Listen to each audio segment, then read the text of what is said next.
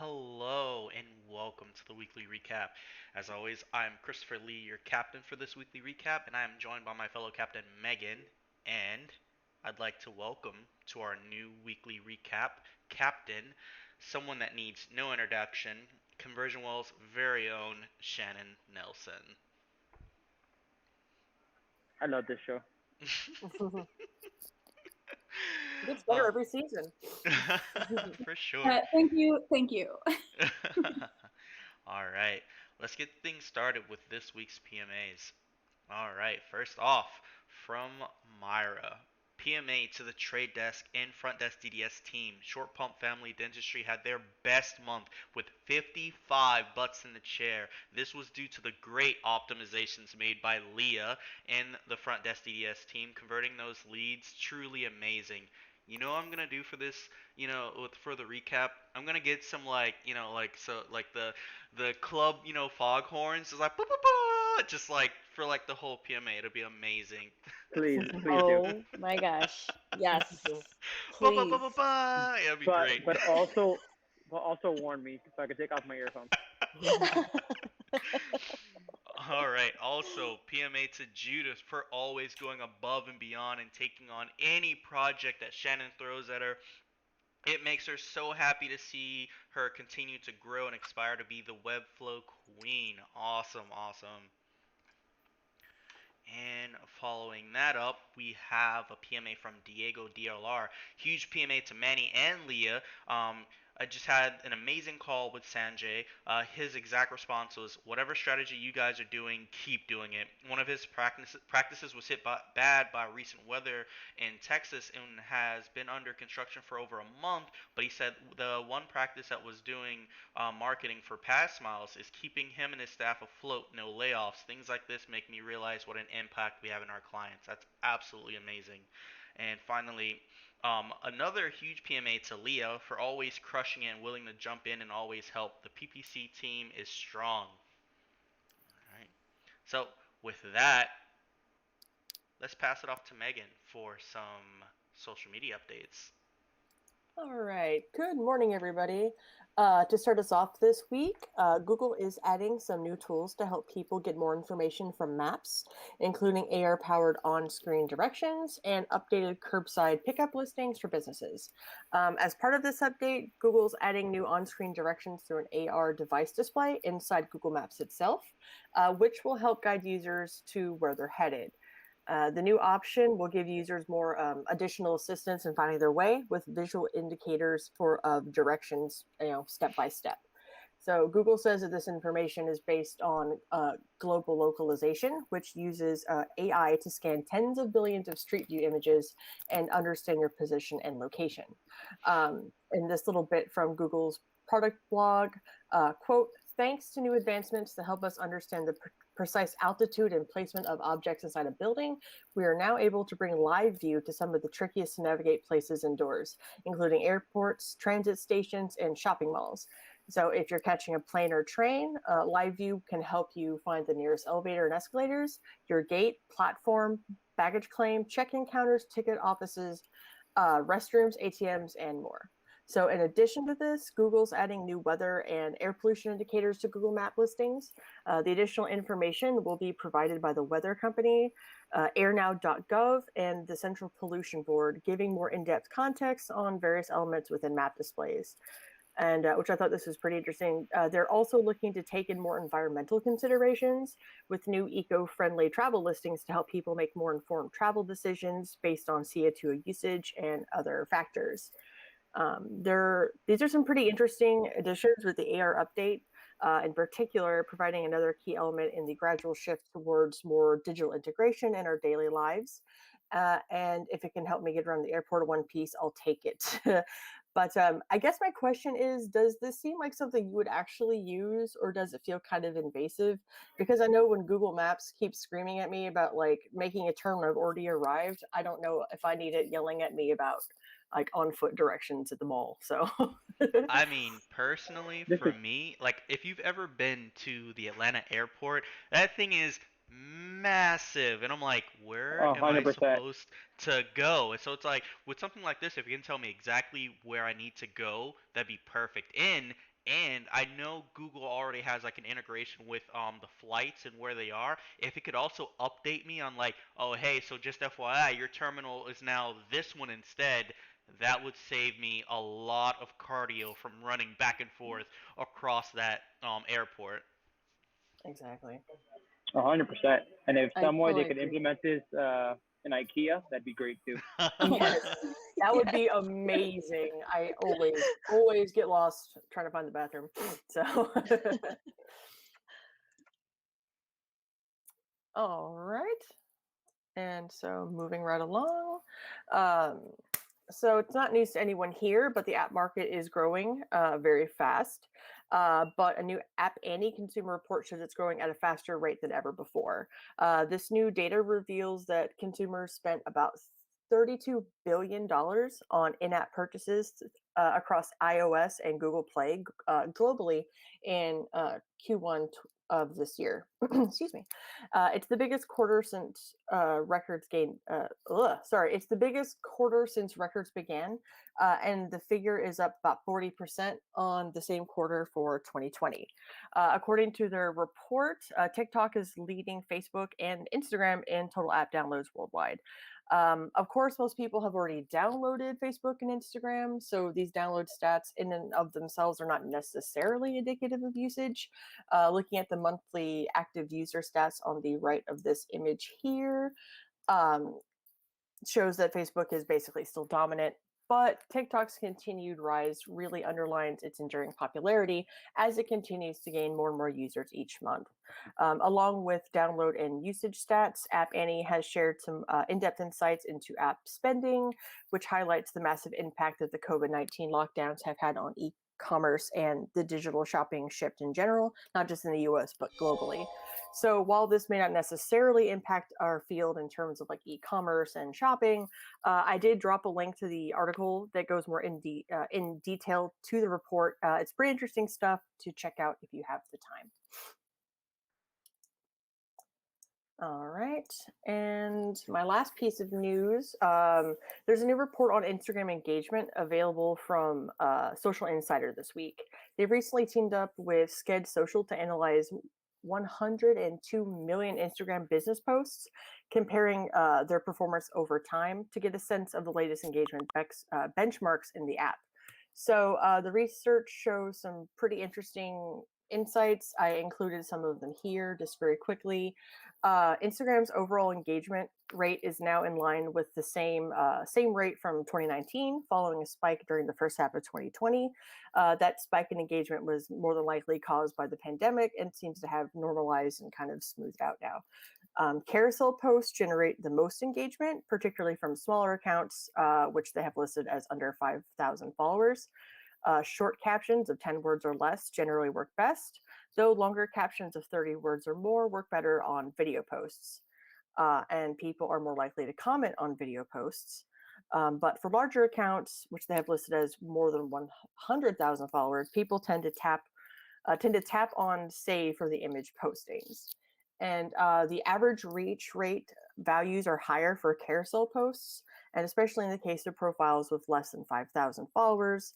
Um, basically saying that like a carousel post is going to do better for anyone looking to grow a smaller account.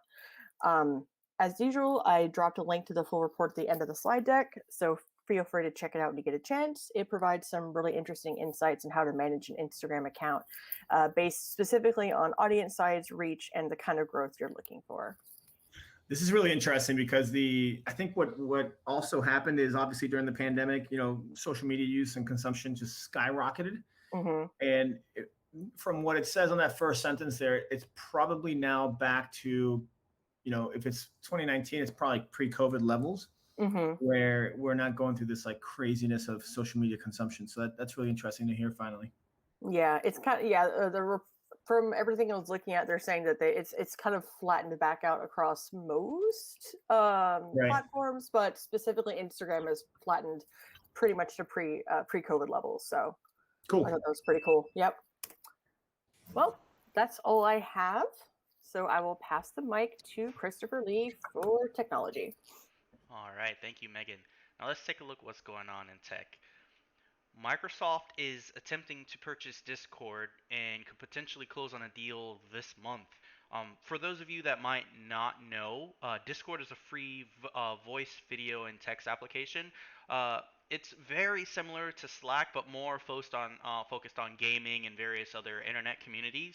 Right now, Discord has about 6.7 million active servers, which a server is more comparable to like a Slack workspace, and they have about 140 million active users. Microsoft is trying hard to acquire its own content creator focused community, especially after being unsuccessful at getting TikTok, unsuccessful at getting Pinterest. Previously, Microsoft has been successful with some of its other purchased companies like LinkedIn, the company that makes Minecraft, and GitHub, which all of those have strong communities, but having one that is content creator focused is really what they're after. And as for another angle on this, Microsoft also wants all of its purchased companies to live on its Azure platform to help sell the point that they can actually compete with Amazon's AWS, which is pretty much at this point Amazon AWS powers most of the internet nowadays. So it's actually going to be kind of interesting if they can acquire Discord and get them running like such a huge service running on their servers along with everything else. That might make a strong case for them. So, all right, going forward, Microsoft's still not done yet. Microsoft is also supplying 120,000 HoloLens based headsets to the US Army. The devices combined a high resolution night thermal and something else called a soldier borne sensor, SBS for short, which from my understanding could be something, but not limited to, like a drone. The augmented reality and machine learning actually enables like a lifelike mixed reality training environment within the field. And what's also really cool is that if they were to be in a armored vehicle, you could actually use the headset to actually see through walls. Outside of military uses, HoloLens has been around for a bit, and actually I have a video right here to actually show you what the HoloLens is actually capable of.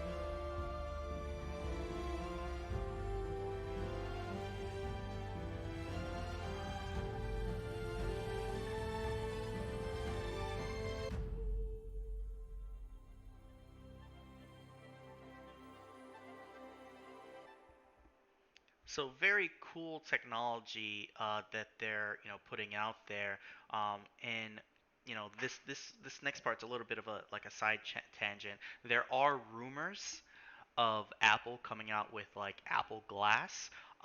But there's not much concrete about what it's going to be and who it's going to be focused with.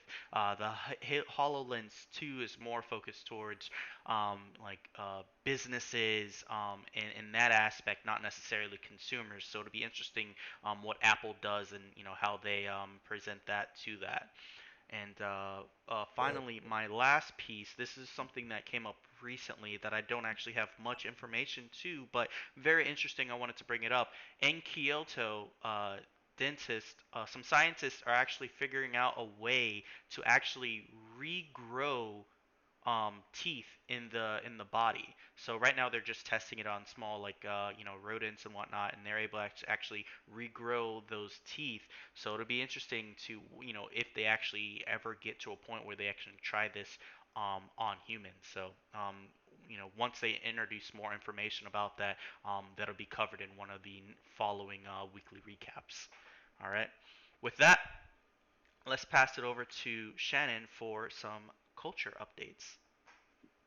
Sure. Thanks, guys. Alrighty. So this past week, I got to really find out that I am on the internet more often than I thought. So this works out perfectly for me. Starting off, though, our good friend Dwayne "The Rock" Johnson and his team, they have a tequila brand called Terramana. And last week, they actually released their new merchandise. For those of you who don't know the brand, The Rock is their celebrity spokesperson and a co-founder in creating a 100% Blue Weber agave tequila from the Jalisco Highlands in Mexico. So Terramana released their new line of merch last week in regards to their 1-year anniversary. But the big kicker here is that 100% of proceeds from the first month of sales will go to a nonprofit organization called Another Round, Another Rally, which supports bartenders and restaurant workers that lost their jobs during the pandemic. Another Round, Another Rally, a little bit more about them. They are offering $500 relief grants for hospitality workers who lost their jobs or had their hours slashed in the wake of the COVID-19 outbreak. They're also collecting donations from the community members that are willing to help their hospitality industry friends and neighbors to stay afloat during this time. But back to the merch. The Bring the Mana line features t-shirts, hoodies, zip-up sweaters, and hats. For some reason, I knew the hat was going to be a Manny thing. And all the hats, the Terramana Tequila logo featured front and center. Honestly, it's really cool looking merch if you ask me. My half birthday is coming up, guys, July, so, I highly recommend supporting this brand if you're looking to support a great cause, try a new tequila, get a new hoodie to work from home, or gift it to your tequila aficionado. I also added the link for Another Round, Another Rally.org there, so if you do know anybody that's struggling or needs this relief grant, you can absolutely direct them to that link. And I also put the link to the Terramana website in the links section in the back. Yeah, promo code. But with that, what are your guys' thoughts on more companies teaming up with organizations to provide relief? I feel like the marketing move that he's doing with this is what makes his brand stand out so much, because it's not just a tequila brand, it goes outside of that, which is why you can just appreciate and people are just on board and love it that much more. Yeah, I love it. I really do. I love when brands integrate themselves with not only, not celebrities that are run amok or D or C listers, but like people who really believe in their product and make really good, content. You look at people like Ryan Reynolds with Avion, I think it's called Avion Tequila. The way they market Aviation. Aviation, yeah, it's just amazing. Big fan. Yeah, and I mean, you can tell I don't know if any of you guys have had the Terramana tequila before, but it's some high quality stuff. Like he just didn't go out to make whatever tequila just to make a quick buck, which he could have with his name. Yeah, and I did read that they do small batches, which would mean that like the tequila is going to be more fresh. Once they run out, that's when they run out, and then obviously they make more. So I can see it as being like a top shelf tequila. But honestly, I'd have to go to the store and check it out myself. But it's not on the bottles. It's only on the merch, where 100% of profits are going to go to this organization. So by all means, go take a look at the link. Awesome. We can go to the next slide. Perfect. So this past week, Schitt's Creek Motel is now for sale. So originally known as the Hockley Motel, the infamous Rosebud Motel from the multi-Emmy award-winning Netflix original, Schitt's Creek, is now up for grabs. So this location is in Mono, Ontario, just 50 miles outside of Toronto. And the beautiful establishment is now on the market for, you guessed it, approximately $1.6 million, which is really not that much if you ask me. It is on Yeah. roughly Yeah, let me six. just go pull out my 1.6 million and just buy this, hotel. That'd be great. Yeah, I mean, like, I don't know what it's like in Canada, but the down payment is probably like, I don't know, 10%? No, I don't know. To continue through, though, it's on roughly 6.7 acres of land, including a 4,300 square foot property with 6 units, including kitchenettes and baths, a 2-story manager suite, a 700 square foot detached guest cottage, cozy, and a quote mobile home with a Florida room, as well as a 3-stall horse barn. So it is quite the piece of property, if you ask me. The current Yeah. owner, I'm sorry. No, go ahead. The current owner who bought the hotel in 2012 purchased the property for $820,000, and she told iHeartRadio that she would love to see the property turn into a Schitt's Creek themed motel as a tribute to the show. So with that, do we have any takers? Maybe we'll set up an international dental will office, or hear me out, the next Well, office party? we're actually planning to have a tequila party at that motel. Perfect. Yeah. I'm in. Nice. I'm in too. Let's just go on a nice trip, guys. All right, we can go on to the next. And if you guys were on the internet this weekend, you must have heard the infamous Suez Canal was blocked this past weekend by a 1,300-foot cargo ship by the name of Evergreen, preventing all ships from passing through. I'll be honest, guys, this was a really fun thing for me to research because people were really mad. The Suez Canal was created or completed in 1869 and provides one of the shortest routes between Asia and Europe by connecting the Mediterranean and Red Seas.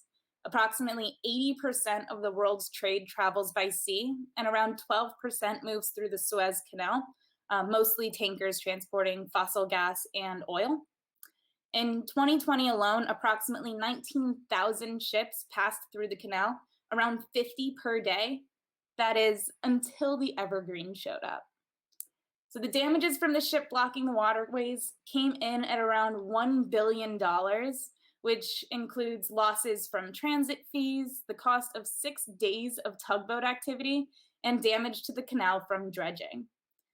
Take note, this price doesn't even come close to the estimated global cost of the blockage, coming in at around $10 billion, which, food for thought, that's really only like a penny for Jeff Bezos. Currently, they're investigating the captain of the ship to determine if he followed the correct instructions of the canal. Apparently, this ship has been involved in 2 previous accidents, but they have yet to provide any additional information on that. As we all know, though, the internet took hold of this global interruption and really tried comparing it to their own lives through our favorite way to communicate, memes. So you guys can take a look here at some of the top favorites amongst many others I'm sure you scrolled by on the internet over the weekend. Did you guys hear anything or see anything funny about this happening? This was all over the internet. Like the memes were just popping off of this. Yeah, for sure. Like some of them are just like genius memes. I love them all. Yeah, but it's also very, I was talking with my dad back in DC, and he has worked. He's an economist and has worked at the World Bank his entire life. And he's I was sending him all these funny memes. To me, they're funny, and to him, he's like, you do realize it's amazing, but also sad how we're so delicate as a civilization, where we depend on things like the Panama Canal or the Suez Canal. Like if any of those things go wrong, the entire global economy will just grind to like almost a standstill. Dude, that's what I was thinking about this when I heard Yeah. about it. I'm like, this is so old school. Like, Yeah. what is this? Sounds like Travel a by major sea and all infrastructure this issue. stuff. Yeah, it's a lot like when we talk about, with clients or marketing in general, right? Like email marketing is hugely successful, and direct mail can be successful. People are like, wait, what? This is 2021. This can't be. Nobody does email anymore. And people don't realize that, a lot of transportation, a lot of goods and logistics are all done through shipping, like major shipping containers and container ships. That's the way the world works. Mm-hmm. At What's some crazy point, is that when you think about this, like, if someone really wanted to mess up the world, it's about this. Oh yeah. yeah. When I saw the memes happening and like me not being, knowing anything about the world, living under a rock. I literally saw all of these memes online and 100% thought that it was related to the new Falcon and what is it? The Winter new Falcon. Soldier. Yeah, yeah. Yeah, the new Falcon and Winter Soldier. And I'm like, I don't understand why they would put a boat in a canal as this show. I don't get it. Also, for those of you that might not know, there's another interesting piece of this.